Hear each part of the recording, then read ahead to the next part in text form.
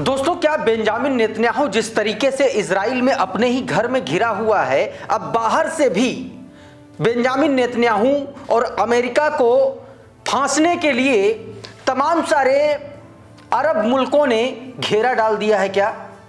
यह बात शुरुआत में इसलिए मुझे कहनी पड़ रही क्योंकि कुछ ऐसा डेवलपमेंट सामने आया है जिससे इजराइल की हालत पतली हो चुकी है। इजराइल की दोस्तों हालत खराब हो चुकी है।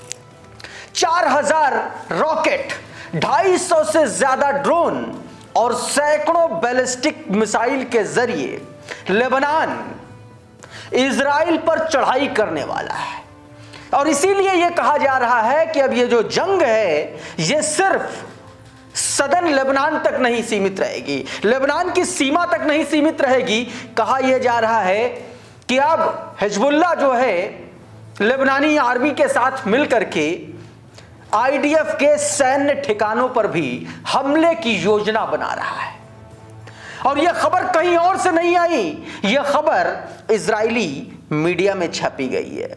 पूरा वाकया मैं आपको बताऊंगा, पूरी खबर बताऊंगा, आपको बताऊंगा कि आखिर IAEA international atomic energy agency क्यों इस बात की आशंका जता रही है कि उसने ईरान का जो परमाणु कार्यक्रम है, उसके जो इनरिच्ड यूरेनियम है, उसको लंबे वक्त से उसने नहीं देखा है, नहीं उसका परीक्षण किया, क्योंकि ईरान ने बैन लगा रखा है।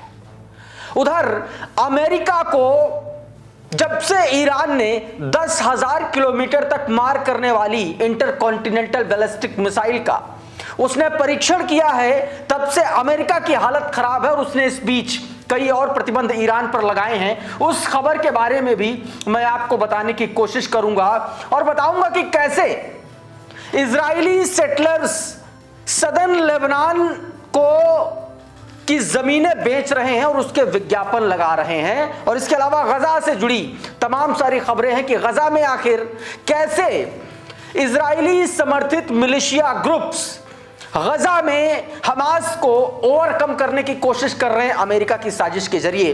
तमाम सारी बड़ी खबरें हैं, सब कुछ बताऊंगा, लेकिन सबसे पहले बात उसी खबर की करेंगे जिसने इजराइल को टेंशन में डाल दिया है, नेतन्याहू को टेंशन में डाल दिया है। जरा करंट रिपोर्ट की इस खबर को देखिए। इजरायली मीडिया में यह दावा किया गया कि 4000 रॉकेट स्मगल किए गए हैं लेबनान को।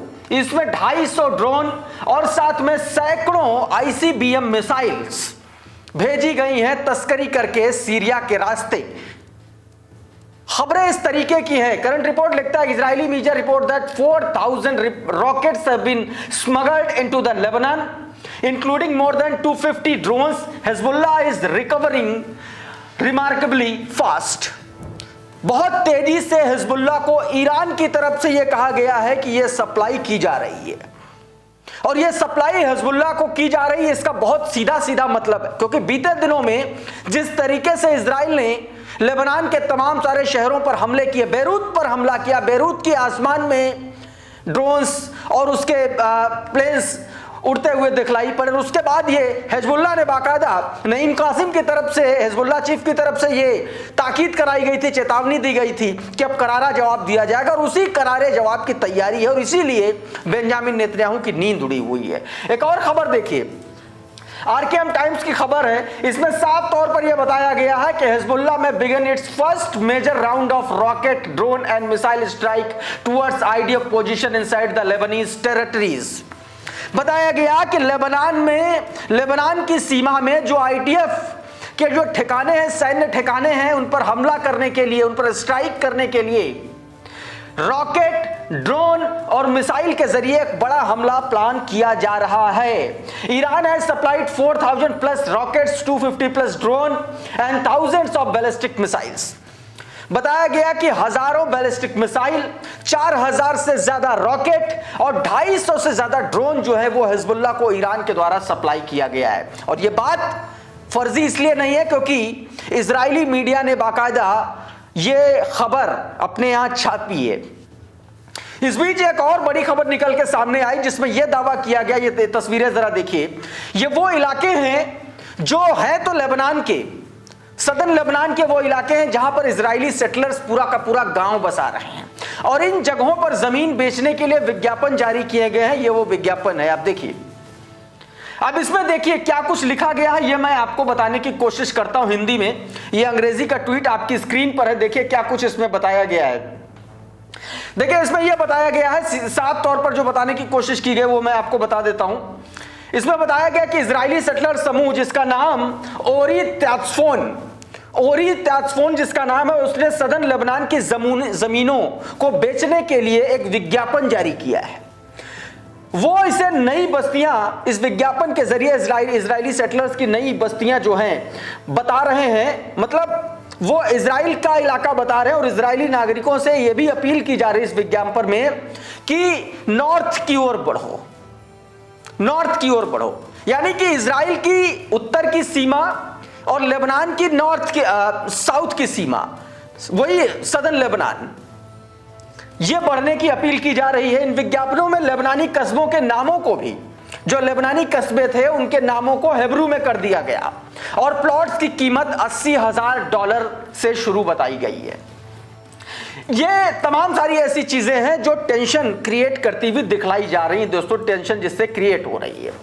इस बीच एक और बड़ी खबर निकल के सामने आई सीधा ईरान से। देखिए इजराइल लगातार ये बात कहता चला आ रहा है और दुनिया के तमाम सारे प्लेटफॉर्म की हमास और हिजबुल्लाह जो है वो ईरान के प्रॉक्सी हैं। और अभी जो खबर हिजबुल्लाह को लेकर के छपी उसमें भी ये दावा किया गया इजरायली समाचार पत्रों में, मीडिया में, कि जो हिजबुल्लाह को ये ड्रोन और मिसाइलें और रॉकेट सप्लाई किए जा रहे हैं, ईरान के जरिए सप्लाई किए जा रहे हैं। उधर ईरान एक बड़े हमले की तैयारी कर रहा है। द क्रेडल ने यह खबर छापी है, ट्वीट आपकी स्क्रीन पर है, जरा देखिए क्या बताया गया। क्रेडल ने इजराइल के चैनल 14 के हवाले से बताया है that Iran is preparing for the next battle. बताया गया कि ईरान इजराइल के अगेंस्ट एक नई जंग की, एक अगली जंग की तैयारी कर रहा है। And report that the IRGC conducting missile test in the city of Qom. Iran के ओम शहर में IRGC जो ईरानियन गार्ड कॉर्प्स हैं वो लगातार मिसाइलों की टेस्टिंग इस शहर में कर रहे हैं। In the centre of the country, देश के बीचों बीच का जो शहर है वहां पर मिसाइलों की टेस्टिंग की जा रही है।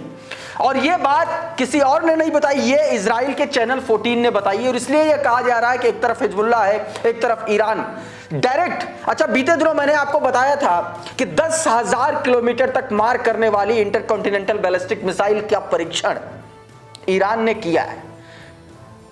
अब सीधा सीधा इसका यह मतलब है कि यह वो मिसाइल है जो अमेरिका के परमाणु ठिकानों तक पहुंच सकती है, वहां तक हमला कर सकती है। और इसको लेकर के बीते दिनों बेंजामिन नेतन्याहू ने ट्रंप को चेताया भी था। इस बीच एक और प्रदर्शन किया गया, यह ड्रोन देखिए जरा।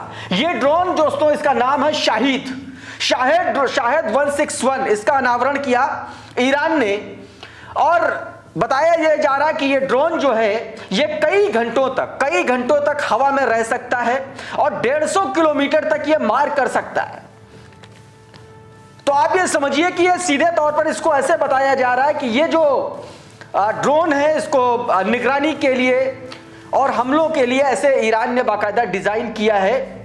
और जो ईरानी समाचार एजेंसी है फार्स, उसके हवाले से यह खबर है जिसमें बताया गया कि इस मॉडल को टोही, निगरानी और हमले के अभियानों के लिए डिजाइन किया गया है, यह बताया गया दोस्तों। इस बीच जो इंटरकॉन्टिनेंटल बैलिस्टिक मिसाइल की जो टेस्टिंग ईरान ने की थी और लगातार जो टेस्टिंग ईरान के बीचों बीच में ईरान कर रहा है, उससे अमेरिका खौफजदा है, ट्रंप खौफजदा है।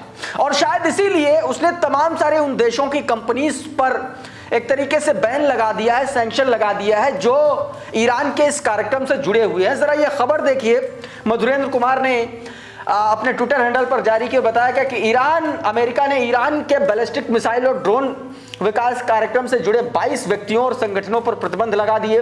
प्रतिबंधों की सूची में भारत का भी नाम है। अमेरिकी वित्त मंत्रालय ने ईरान, यूएई, तुर्की, चीन, हांगकांग, भारत, जर्मनी और यूक्रेन में फैले नेटवर्क पर व्यापक प्रतिबंधों की घोषणा की है जो कथित तौर पर ईरान के मिसाइल और यूएवी ड्रोन उत्पादन में सहयोग कर रहे थे, यह बात बताई गई। करंट रिपोर्ट भी यही छापता, देखिए जरा, इसमें बताया गया कि US has imposed sanctions on individuals and entities some of which are linked in the Iranian aircraft and missile programmes. US says we will use all means to disrupt Iran's ballistic missile and drone programme. US ने कहा कि हम किसी भी हद तक जा करके ईरान के इस कार्यक्रम को जो है रोकने की कोशिश करेंगे, और उसी के तहत उसने ये कदम उठाया। चाहे इस बीच IAEA international atomic energy agency, ये वो एजेंसी है जो दुनिया भर के परमाणु शक्तियों पर निगरानी रखती है, और बीते दिनों जब 12 दिन का एग्रेशन हुआ, युद्ध हुआ ईरान का इजराइल और अमेरिका से, उसके बाद ईरान ने अपनी संसद में एक कानून पास किया और उसके बाद इसको बैन कर दिया अपने देश से, और उसी लिए तब से IAEA जो है वो बिलबिला रहा है, क्योंकि IAEA पर इस तरीके के गंभीर आरोप लगते हैं कि वो अमेरिका और पश्चिमी देशों के इशारे पर काम करता है। देखिए क्या बताया गया, IAEA says unable to verify status of Iran's enriched uranium stockpile since 12-day war। बताया गया कि जो ईरान का जो संवर्धित यूरेनियम है, इनरिच्ड यूरेनियम है, उसके स्टॉकपिल्स को का करंट स्टेटस उसको नहीं पता है और वो उसको वेरीफाई नहीं कर पा रहा। बीते दिनों खबरें आई कि ईरान के पास इतना यूरेनियम इकट्ठा हो चुका है जिससे वो 12 परमाणु हथियार बना सकता है, और यह भी बताया गया कि उसने अपनी साइट्स जो हैं, परमाणु साइट्स जो है, उसमें एक साइट्स का और इजाफा कर लिया, और बताया गया कि नतांज, फोर्डो और इस्फहान जैसी जो साइट्स थी उनके आगे 4 कदम आगे जाकर के ईरान ने अब अपनी साइट्स पहाड़ के और ज्यादा नीचे बनानी शुरू कर दी हैं, बना ली हैं। और इसी वजह से शायद IAEA, अमेरिका और इजराइल जैसे देश जो है दोस्तों घबरा रहे हैं। इस बीच गजा को लेकर के भी एक बड़ी खबर निकल के सामने आई दोस्तों। बीते दिनों यह खबर आई थी कि इजराइल जो है, इजराइल समर्थित मिलिशिया गजा में, वो इजराइल उनको एक्टिव करना चाहता है जो हमास, एंटी हमास हैं। द क्रडल की जरा रिपोर्ट देखिए। According to the Al Arabiya, Israel backed militia leader in Rafah Yasser Abu Shabab met with the Jared Kushner जो मिलिट्री, यूएस मिलिट्री का कमांड सेंटर का, किरियत गाट का जो command centre का जो हेड है, उससे मुलाकात हुई थी इस मिलिशिया लीडर की जिसका नाम है अबू शबाब, और इस पे बताया गया कि पोस्ट वॉर किस तरीके से हमास को डिसमेंटल किया जाए, किस तरीके से हमास को ओवरकम किया जाए, उसके प्रभाव को ओवरकम किया जाए। इसलिए यह कहा जा रहा है कि इस मिलिशिया ग्रुप को गजा में एंट्री दिलाने के लिए, उसका प्रभाव बढ़ाने के लिए यह काम कर रहा है। दोस्तों याद कीजिए कि शुरुआत में हमास को लेकर के इसी तरीके के आरोप इजराइल में बेंजामिन नेतन्याहू पर लगते हैं कि हमास को पैदा ही इजराइल ने किया, और अब वही हमास जो है दोस्तों इजराइल के लिए बड़ा खतरा बन गया है दोस्तों। तो इस तरीके भी दोस्तों तमाम सारी बड़ी खबरें निकल के सामने आई। इस बीच इजराइल में एक बड़ा इस्तीफा हो गया। इजराइल में बेंजामिन नेतन्याहू के बेहद करीबी डर्मर ने इस्तीफा दे दिया और साफ तौर पर यह कहा कि जो कुछ भी इजराइल में घटा था उस घटना में सीधे तौर पर बेंजामिन नेतन्याहू जिम्मेदार हैं और उसने इस्तीफा दे दिया। जरा द टाइम्स ऑफ इजराइल की खबर देखिए। Resigning as a minister, Dermer says government will remember on October 7 and its response. साफ तौर पर बताया कि डर्मर ने कहा कि गवर्नमेंट विल बी रिमेंबर्ड। सरकार को यह याद होना चाहिए that both 7 October and its response.